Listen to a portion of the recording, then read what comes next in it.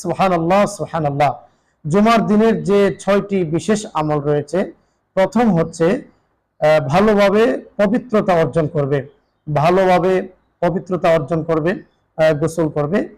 এটা হচ্ছে প্রথম 6টি কাজের প্রথম কাজ। দ্বিতীয় হচ্ছে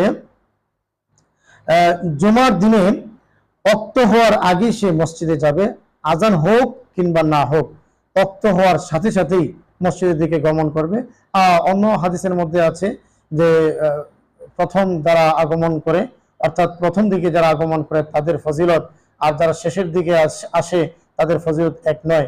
অর্থাৎ যে যত বেশি আগে যাবে জুমার দিনে মসজিদে, সে তত বেশি নেক পাবে, সওয়াব পাবে। জুমার দিনের তৃতীয় আমল হচ্ছে পায়ে হেঁটে মসজিদে যাবে, পায়ে হেঁটে মসজিদে যাবে, এটা উত্তম। যদি কোনো রকমের ওজর না থাকে, কোনো রকমের সমস্যা না থাকে, তবে সে পায়ে হেঁটে জুমার উদ্দেশ্যে